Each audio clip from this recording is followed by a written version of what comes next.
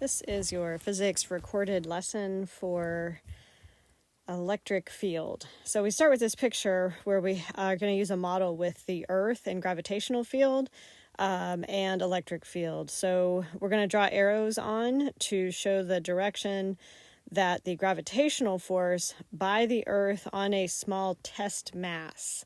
So this is just trying to acknowledge that gravitational forces are attractive, and so we can draw arrows that point towards the Earth to show that attractive force. And then we'll also want to think about how much magnitude we have for those forces. And what we see is that the second dot is about twice as far away as the first dot. So that means that 2 times the distance, so 1/4 of the force, because gravitational force of attraction has an r squared in the denominator, and so that's an inverse square law. So then we're going to do something similar for our electric charge, but we're going to have a source charge now, and instead of a source mass, and a test charge rather than a test mass. So we have a negative source charge, so that is the source of the electric field, just like the Earth was the source of a gravitational field. The Earth is surrounded by a gravitational field. It changes the space around it. A charged object changes the space around it. It creates an electric field. So notice that the test charge is small and positive. It's positive just because we're all going to agree that it's positive, so we all draw our arrows the same way. It's small so that it is a small enough charge that it can kind of sneak in, test out what the strength of the electric field is without really changing the electric field. Because if it was too large of a charge, it would change the space around it. So it's going to kind of sneak in there. It's like testing the waters, kind of. Okay, so we're drawing our electric force that your test charge would experience. This is just acknowledging that our small positive test charge would be attracted to the negative source charge. And again, we're kind of looking at distances to help us with that. Oops, wrong thing. Let me go back. There we go. Okay. So now we're going to go to our last one, which is that the small positive test charges would be repelled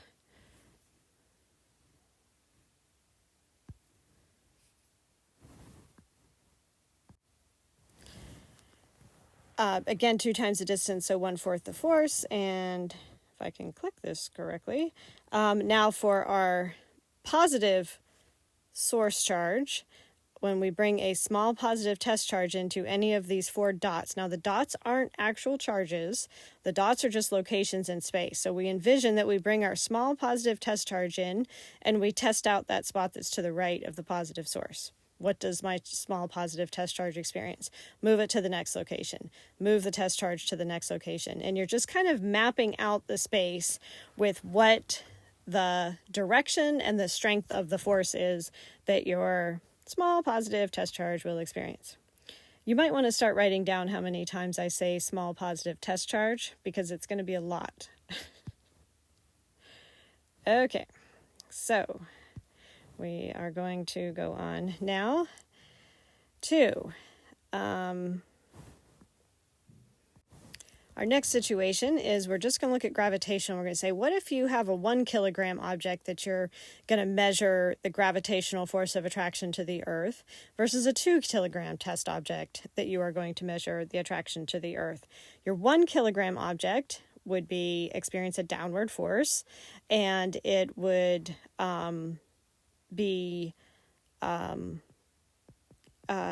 so here's Alicia with 1 kilogram, Sammy with 2 kilograms. Alicia's 1 kilogram object is going to experience a downward force. Sammy's is also going to experience a downward force, but it's going to be twice the magnitude because it's twice the mass. So the idea here is that this little g is, we've been calling it the gravitational constant. Really, it's a measure of the gravitational field that is caused by a source mass, like the Earth, some large object. So that can be given. We want a quantity that is going to be the same for Alicia's 1 kilogram mass and Sammy's 2 kilogram mass. So what we can do is say, okay, what would the force be that my test mass would experience? And then if I divide it by the test mass, then the amount, the number of kilograms of the test mass kind of goes away. It kind of normalizes it, because that way for Alicia, Sammy is going to have more mass than Alicia for their test, but then they're also going to get twice as much force, right? So Sammy's mass is going to experience twice as much force, but it's twice as much force on twice as much mass. And so the ratio of the two of those stays the same.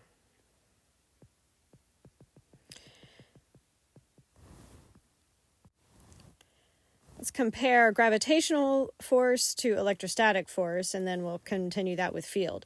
So gravitational force, we have this constant big G. We need to know the mass of both objects, and you divide it by how far apart they are squared.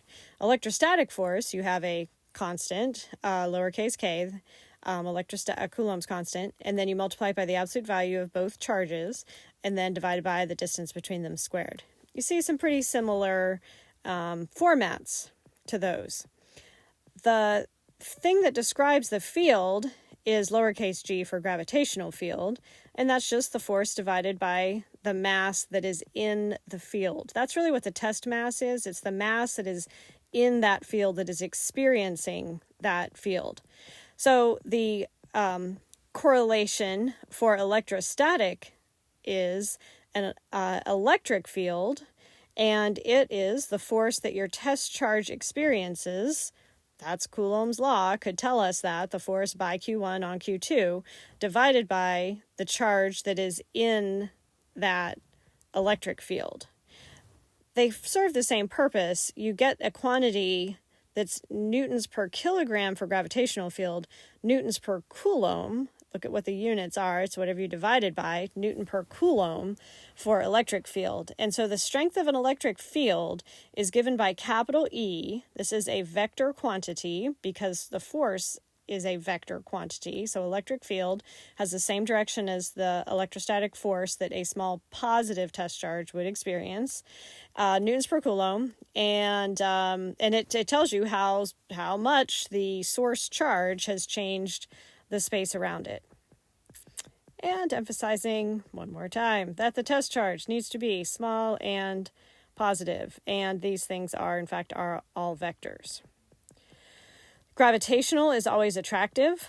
Electrostatic can attract or repel, and the way we've all are just going to have to agree is that we're going to draw our vectors for what a small positive test charge would experience, because otherwise we would be, you can't kind of make it up. We have to have some system so that they are consistent. Okay, let's try it out here. We are going to draw electric field vectors. So we know how to draw vectors. The electric field vector is going to have the same direction that the electric forces would have. So you just mentally bring in your small positive test charge, and they would be attracted to the negative source charge. And we're just reviewing here. The electric field is the force that your test charge would experience divided by what the test charge is. So if I want to know the direction of the electric field, I just need to know the direction of the force that my positive test charge would experience. Again, the direction of force is whatever the positive would experience. The amount or the magnitude of the force of the field depends on the magnitude of the force. So if your test charge is really close to the positive source charge, it's going to experience a big force. A big force divided by whatever the test charges, you're going to get a bigger field strength than you would if your test charge was farther away. Stronger field closer, weaker field farther away. Matches right up with what the force would be. Once again, if you double the distance, that would cut the strength of the force by a fourth. Therefore, it would cut the strength of the field by a fourth. And this is because of Coulomb's law and that r squared that's in the denominator, inverse square relationship. Okay, now we have 3 source charges, and we are going to acknowledge that the electric field at these locations A, B, C. So the locations are not charges themselves. They are just locations in space where we can imagine bringing a small positive test charge. I'm going to identify the 3 source charges with different colors, and then draw the force that my small positive test charge would experience if it was at location A, B, C because of the Q1. Do the same thing for what it would experience because of Q2. Would attract, once again, if it's farther, it'd be weaker. And then draw what it would experience because of the blue one, Q3.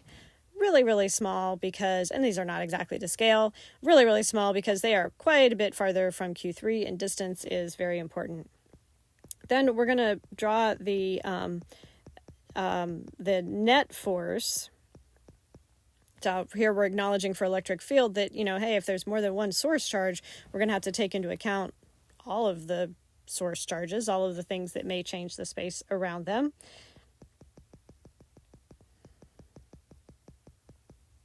And again, the vectors, the electric field vector would point in the same direction as the net force would point. So you're just going to add up all 3 of those like you did at the beginning of the year. So I'm going to use purple to show what the net force is, and that would be the same as the direction of the electric field. So it's not really a different skill than finding the direction of the net force. You're just, it's just basically, are you labeling it as a net force or are you labeling it as a field? The direction is the same. The number is not the same and the unit's not the same, but the direction's the same. Okay, adding on. These are electric field vectors. Again, you can kind of do your own analysis here of the longer arrows, because they are vectors, will indicate a stronger electric field, and we have to figure out what's in the middle. Well, on the first one on the top left, if all these electric field vectors are pointing away, then that must mean that my small positive test charge at any of those dots, if I bring it to any of those locations, is being repelled from what is causing the field. So what's causing the field must be positive.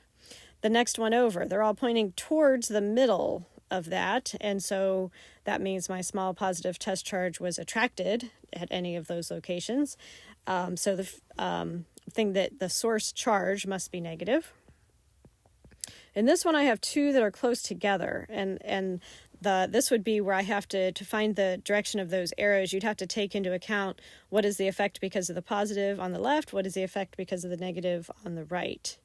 And if you add all, so in other words, the one on the left, they're pointing away from, the one on the right, they're pointing towards. The ones that are in the middle, above the middle and below the midline, point to the right because of vector addition. So that must be a positive and then a negative. And for this, they are pointing away from both of those things. So those must be both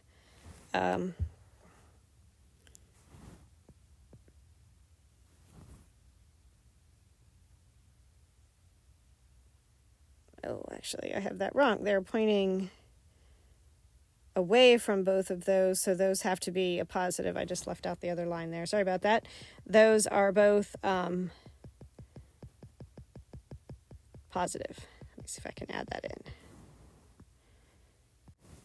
Okay, the electric field vectors point away from both objects on the lower right there, so those must be both positive. If it looked just like that, but they pointed towards, they would have to be both negative. Okay, you're going to read this for yourself, and you're going to see that more charge, if you have a stronger source charge, you're going to have more lines. So the idea here is that we are going to, instead of having to draw 1,000,000 or a dozen electric field vectors to map out the space, we have a shortcut method, and that is to draw electric field lines. And the electric field lines are not vectors, they are lines. They start from the source and they go out. You'll see lots of pictures of them in your book as well. And there's just a couple rules. Bigger source charge means more lines emanate from it. Now, these are not actual lines. It's kind of like a contour map, if you've ever done topographical maps or contour maps, like in Girl Scouts or Boy Scouts, or just because it's interesting. so it's mapping out the space. It's not showing the path of an object or movement or the direction, even necessarily of a force. But the rules are more charge, more source charge. Bigger source charge means more lines come from it. And if you have a stronger field at a location, the lines will need to be closer together. So if I have that positive with 4 electric field lines, not vectors, but lines coming out from it, then the red dot, the lines are closer together than where the green dot is. So you would have a stronger field. So if I want to know where the field is strongest, I look for where the lines are closest together. So we'll just try a couple of these. A positively charged object will have lines pointing away from it. If it is a point-like object like this, they're going to look like spokes of a wheel. If it's a bigger charge, there's just going to be more lines. And the arrows are going to point away. Some resources will put the arrows at the end of the line. Some will put them along the lines. I like to draw mine along the line somewhere so that they don't look as much like vectors. Okay, for number 3, negatively, they're going to point towards. Negatively with more magnitude, I need twice as many as I had before. There's no hard and fast rule for how many lines. It's more of a relative comparison. For number 5, equal magnitude separated by some distance. If you do that whole vector addition thing for a whole bunch of points to get a whole bunch of little arrows and then kind of take into account all of them, this is what it looks like. Kind of looks like mitosis in cell division in biology. If it's negative, it looks just like that, but they're going to point towards.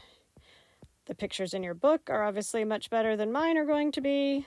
A positive and a negative, remember that if I put my positively charged test object like halfway between them, it's going to be both repelled from the positive on the left and attracted to the negative on the right. And so you're going to get this area of really strong, notice how close together between the positives and negatives, really strong field that points away from the positive and towards the negative. And then number 8, you have twice the charge.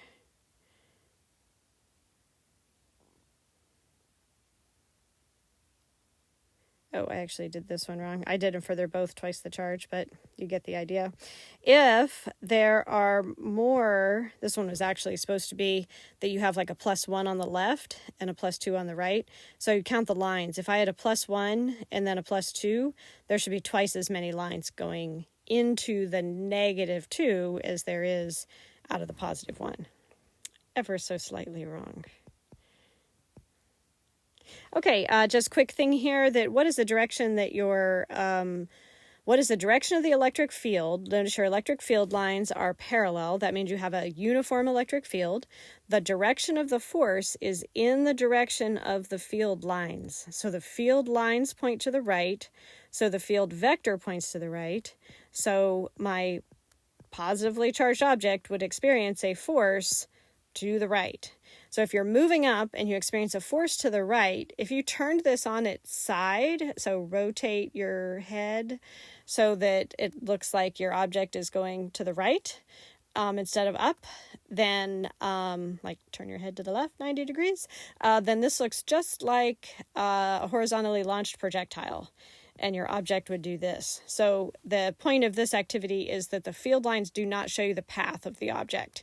They tell you the direction of the field, to the right in this case, which tells you the direction of the force, which would tell you what the direction of the acceleration of the object. And that's all it tells you. It doesn't tell you the path.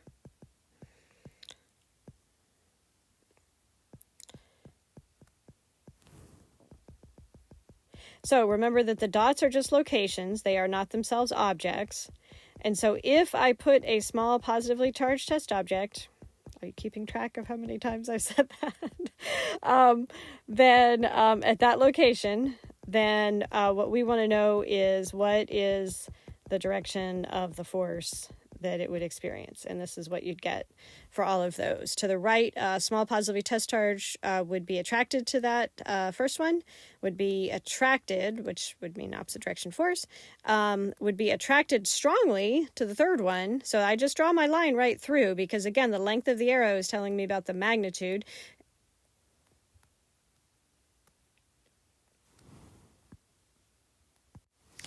and I had that totally wrong, so I had to fix it. My small positive test charge would be repelled from each of these positive source charges. So the small aluminum ball is the source charge, and I would like to map out the space and know what is the magnitude of the electric field at each of those locations. Okay, so now I have the arrows, right? Now we can actually find it. So electric field is the force that your test charge experiences divided by the test charge, the number of coulombs. The force of the test charge experiences is just Coulomb's law, so that whole numerator becomes Coulomb's law. Do a little simplification here, and we get that for a point charge, the strength of the electric field is just, you have a Q test in the numerator and a Q test in the denominator. And so the strength of the electric field is Coulomb's constant times whatever the source charge is divided by R squared.